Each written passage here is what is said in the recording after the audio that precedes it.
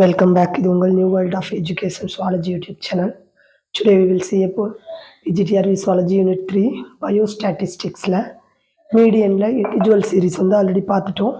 இன்னைக்கு வந்து discrete series வந்து பார்க்கலாம்.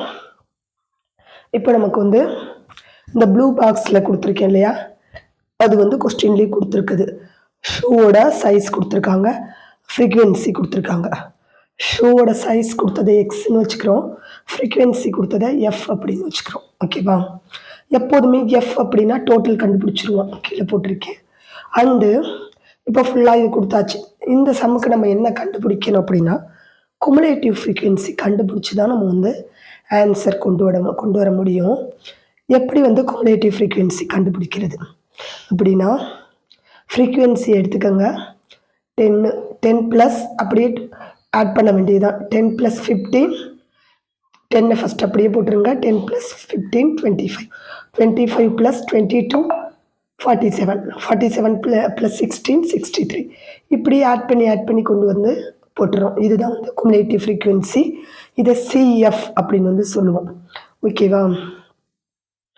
இப்போ ஃப்ரீக்வென்சியை டோட்டல் பண்ணிடுறோம். ஸோ ஃப்ரீக்வென்சியோட டோட்டல் பண்ணும்போது 80 வந்திருக்கு. நமக்கு ஃபார்முலா என்ன அப்படின்னா n + 1/2, அதுதான் வந்து நமக்கு ஃபார்முலா.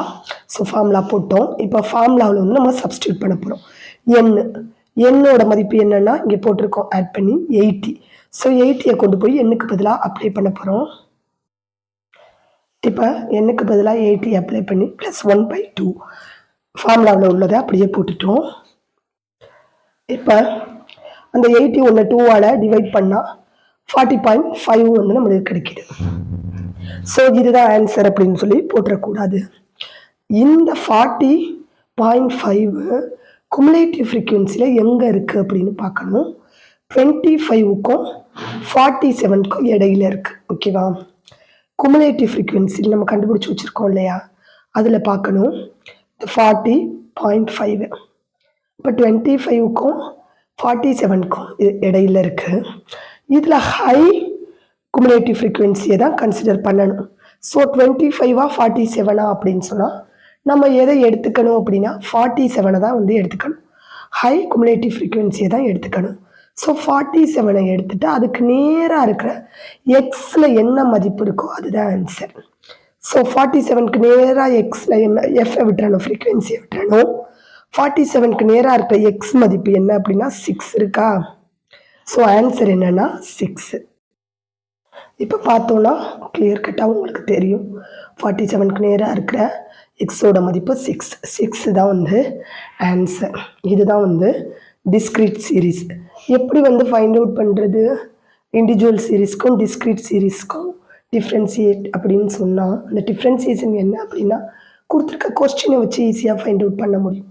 ஒரே ஒரு பாக்ஸில் ஈஸியாக ஐடென்டிஃபை பண்ணணும்னா ஒரே ஒரு பாக்ஸில் மட்டும் ஒரே பாக்ஸ்லையோ இல்லை நம்பர்ஸு ஒரு 8 நம்பர்ஸ் 10 நம்பர்ஸ்னு ஒரு நம்பர்ஸ் மட்டும் கொடுத்து வச்சுருந்தாங்க அப்படின்னா தட் இஸ் அது வந்து என்னென்னா இண்டிவிஜுவல் சீரீஸு, இண்டிவிஜுவல் டேட்டா தான் அதில் போட முடியும் சீரீஸ்.